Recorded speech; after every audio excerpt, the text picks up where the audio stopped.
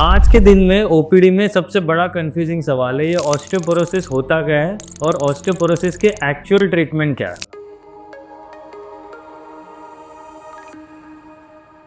बहुत सारे पेशेंट आते हैं, बोलते हैं हम सालों से कैल्शियम विटामिन डी ले रहे हैं, हमको तो ऑस्टियोपोरोसिस होगा नहीं। मैं डॉक्टर ललित भावना आज आपकी कंफ्यूजन दूर करने आया हूँ। ऑस्टियोपोरोसिस एक अलग कंडीशन है जो कैल्शियम और विटामिन डी से सॉल्व नहीं होने वाली। Calcium vitamin D no doubt osteoporosis का सेकेंडरी ट्रीटमेंट है, बट प्राइमरी ट्रीटमेंट ऑस्टियोपोरोसिस का कैल्शियम और विटामिन डी नहीं है। इसका मतलब ये है कि अगर आप कैल्शियम विटामिन डी रेगुलर लेते रहोगे, दैट डजंट मीन कि आपको ऑस्टियोपोरोसिस नहीं होगा। ऑस्टियोपोरोसिस में होता क्या है?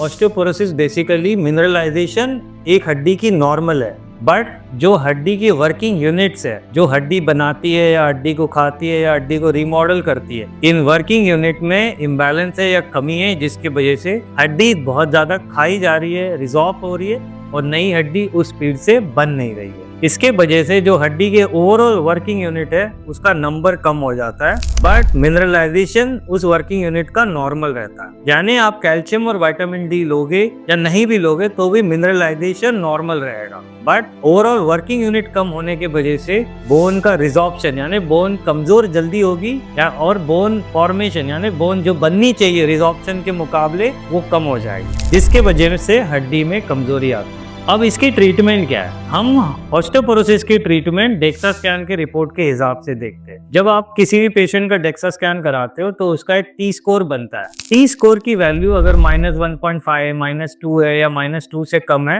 तो अकॉर्डिंगली हम ऑस्टियोपोरोसिस की ट्रीटमेंट स्टार्ट करते हैं। ऑस्टियोपोरोसिस की ट्रीटमेंट याद रखिएगा, ये एक तरीके से लाइफ लॉन्ग ट्रीटमेंट है। यानी आप एक बार ट्रीटमेंट स्टार्ट करोगे तो कोई ना कोई फॉर्म में आपको बोन को स्ट्रॉन्ग बनाने के लिए मेडिसिन लेनी ही पड़ेगी। आप एक मेडिसिन बंद होगी तो उसको सप्लीमेंट करने के लिए दूसरी मेडिसिन लेनी पड़ेगी, नहीं तो बोन रिजॉर्व होने के चांसेस बढ़ जाते हैं। तो ऑस्टियोपोरोसिस की ट्रीटमेंट होती क्या है? अगर आपका टी स्कोर बहुत ज्यादा कम है तो दो तरीके के इंजेक्टेबल मेडिसिन आजकल मार्केट में हम देते हैं। एक मेडिसिन होती है जिसको हम बोलते हैं इंजेक्शन टेरिपेराटाइड, जो डेली डोसेज दी जाती है। ये इंजेक्शन टेरिपेराटाइड एक तरीके से एनाबॉलिक इफेक्ट देती है, यानी बोन की स्ट्रेंथ बढ़ाने में फायदा देती है। दूसरी मेडिसिन है वो है डिनोजुमैब। डिनोजुमैब एक तरीके से बोन की जो रिजॉर्प्शन हो रही है यानी बोन जो कमजोर हो रहा है उसको रोकने के लिए ट्रीटमेंट दी जाती है। जो इंजेक्शन डिनोजुमैब होते हैं ये 1 इन 6 मंथ्स लगते हैं, कम से कम ये 5 साल चलते हैं। जब टेरिपेराटाइड दिया जाता है ये कम से कम 1.5 से 2 साल दिया जाता है। जब 5 साल के बाद आपका अगर टी स्कोर इम्प्रूव हुआ है तो हम डिनोजुमैब बंद करके वापस से थोड़े टाइम के लिए टेरिपेराटाइड पे स्विच कर सकते हैं। और अगर आपका टी स्कोर वापस से उतना ही है या इम्प्रूव नहीं हुआ है तो हम डिनोजुमैब की थेरेपी 5 साल से 10 साल तक कंटिन्यू कर सकते हैं। इसके अलावा ओरल मेडिकेशंस होते हैं जिसको हम बोलते हैं बिस्फॉस्फोनेट,